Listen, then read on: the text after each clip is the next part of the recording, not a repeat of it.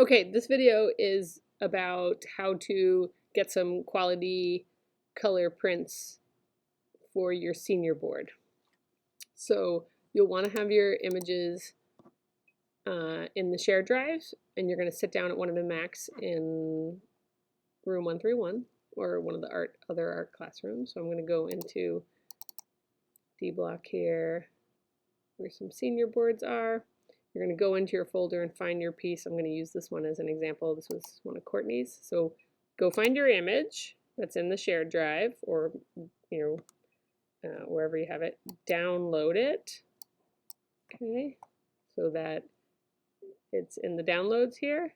Then do yourself a favor and just drag and drop it onto the desktop. Okay, so I just dragged and dropped it onto the desktop here, so you can see that. And then what you're going to do, I'm going to minimize this just so you can see this here.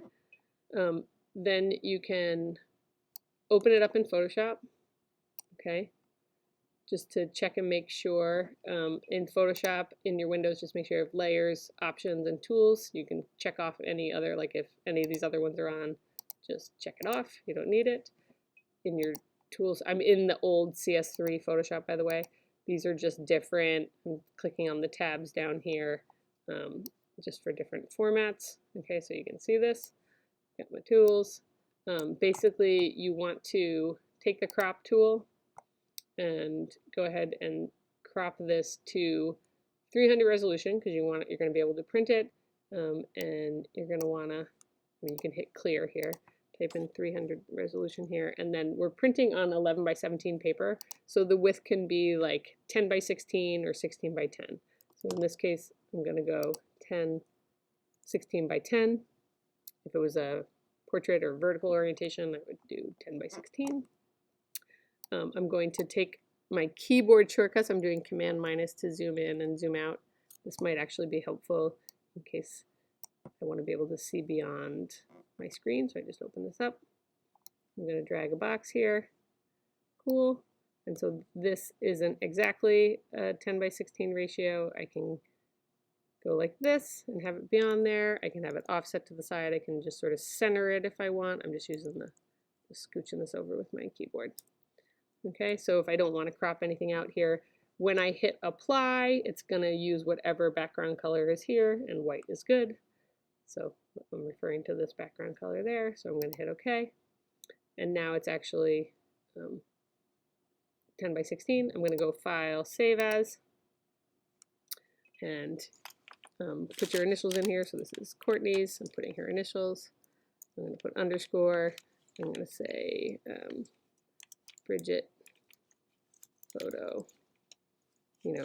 Whatever you want. I'm going to put 16 by 10 in here. Call it whatever you want. Make it something that makes sense to you. Okay.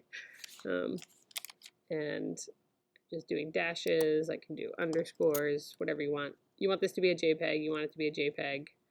Hit save. Oh, you can go ahead and put it on the desktop for now. Okay. JPEG options between 1 and 3 is ideal. Between 2 and 3 is ideal. Somewhere in here, you definitely don't. Hopefully, you don't have to go below a quality of 8. This is 1,000 Ks in 1 megabyte. So we'll just crank this baby up here. Okay. So that's that. And we're not talking about any like editing or stuff that you want to do to this. You can close Photoshop if you're done. You can do the other ones. So I'm just going to close this up. You will now have, you'll see on my desktop here, I have the one that I sized, and this was the original one. If you just double click on this, it'll open it in preview as you see up here.